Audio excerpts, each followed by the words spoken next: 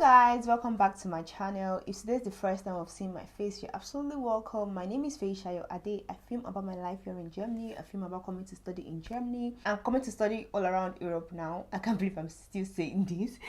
And in today's video, I'll be filming about all of the student visa requirements needed for studying in Austria. So if you like this kind of content, please do well to hit the subscribe button and join the family. I'm trying to hit 1,000 subscribers.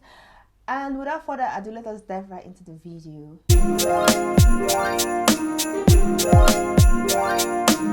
Okay guys, so the first thing is actually the most important: valid international passports. Without valid international passports, you obviously can't travel out of your home country. So you definitely need your valid international passports. Another thing that is important for most countries is your travel insurance, which covers up to 30,000 euros. That doesn't mean you're necessarily paying 30,000 euros upfront, so you should do well to consult an insurance company back at home from your home country, and please go to a well-known insurance company and not just the one that's just starting up and then you start hearing stories that touch. So it's better you just avoid stories that touch and use a well-known insurance company. Another thing that is most common in most countries for visa requirement is your visa application form. You need to also fill the visa application form, and it has to be signed. It needs to be filled and be signed. This is one of the requirements and one of the documents that you also need for your student visa. Now you need identity picture, which is just a normal passport photograph. Another thing that is very important, very important to me, is your proof of admission. You must show that a school has actually admitted you, because you're going there to study, right? So you must show that a school has actually admitted you and not that you're just going there to go and look for school, if that makes any sense. So you must show that, yes, I've actually been admitted into a school. So you need a proof of admission letter. And by the way, if you have like 2 or 3 admission letters, it's better you pick the school that you're most likely to go to and submit along with it. And I think that's the best. Just submit the one that you are most likely to go along with, that you feel like, okay, this might be the school I'll attend to, then go with that, submit that particular one. Another thing that is very important also is your financial means. Most country likes to know, okay, how do you plan on feeding yourself, fending for yourself while you're in our country? Now, listen carefully.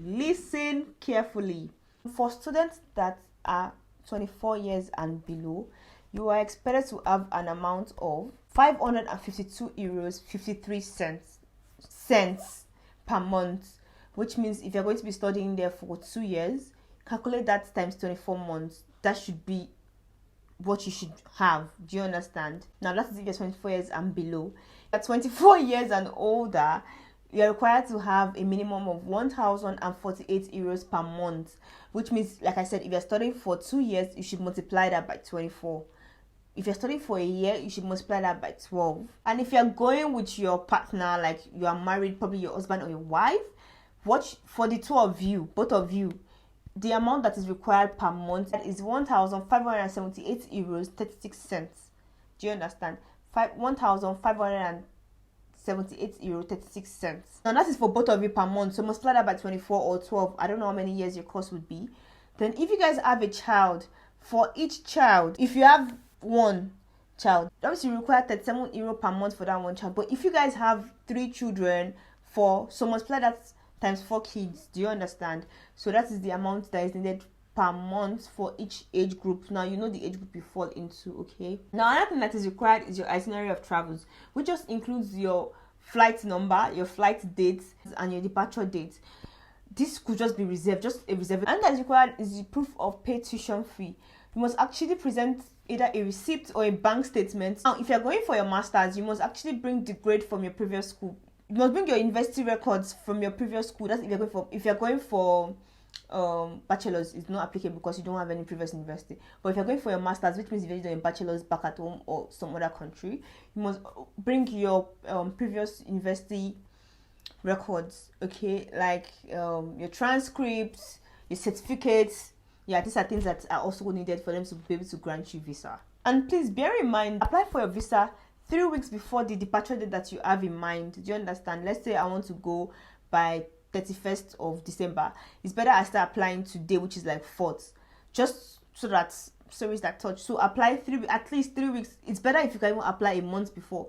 That's if you have your admission before that time. Then you're saving yourself 2 months before. You're saving yourself headache or stories that touch, like I like saying. Now, after you've entered Austria and you have started schooling, you're meant to change your normal student visa that you got from your home country to a resident permit, and you can continue schooling. But for you to get the resident permit, you must show that you've completed module 1 of your integration module, which is like your German language, which shows that you understand basic German language. Do you understand? Before you can get your resident permit, which I think is kind of good, because if not, you won't take it serious.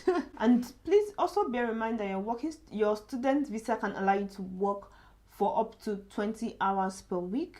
As a student in Austria, you are not allowed to work longer than that. You're allowed to work 20 hours per week. Now, after you're done with your school, if you have a work permit, you could continue working, or a resident permit, continue working. But if you're just still using the visa, let's say you don't do the integration course and you're still on the visa, then you cannot, you would have to leave. Or then you could also apply for job seekers visa, which lasts for 6 months. And that's the end of this video. I hope I was able to help with your thinking or what you are guessing. If you have anything that you think you want me to talk about that I didn't mention in this video, please do also leave them in the comment section, or you could also DM me and I'll film a video answering those questions. Or if it doesn't require me to film a video, I will definitely reply you in the comment section or in my DM. Thank you so much, guys, for watching up until this point. And if you've watched up until this point and not subscribed, what are you waiting for? Please do also hit the subscribe button. Please do also turn the notification bell. And I must also mention that I also help students to apply to universities in any of these European countries I film about. So if you have interest, please do also write an email to the mail showing right now on the screen, and I'll reply your message. Thank you so much for watching up to this point. Bye. See you guys next time.